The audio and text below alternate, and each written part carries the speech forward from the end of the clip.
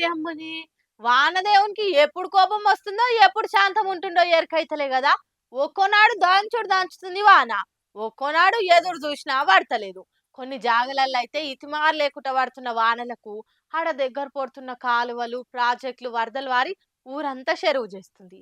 ఏం దెల్వని గీ కూలీలు పని కోసం అటు ఉడత పోయి అటే చిక్కిపోయిర్రు. కొందరు జూడుర్రి ఆళ్ళ పానాలు కాపాడుకోనికే ఎంత సాహసం జేసిర్రో.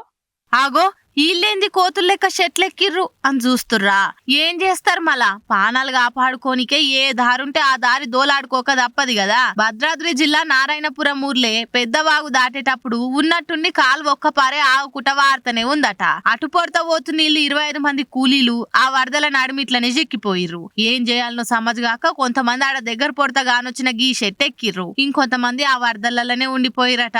పాపం పానాలు అరిచేట్ల పెట్టుకొని సాయం కోసం ఎదురు చూస్తుర్రు. మీదికెళ్ళి వాన కిందికెళ్ళి వరద. ఏం గోసపాడైంది ఇది. బుక్కెడు మెతుకుల కోసం కూలి పనికి వానలు కూడా బయటకెళ్తే పరిస్థితి గింత అధ్వానం అయిపాయే. చూస్తురు కదా బయట పరిస్థితులు ఎట్లున్నాయో.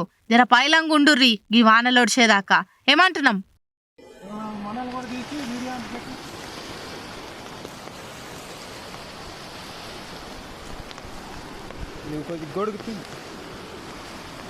చూడరా చూడరా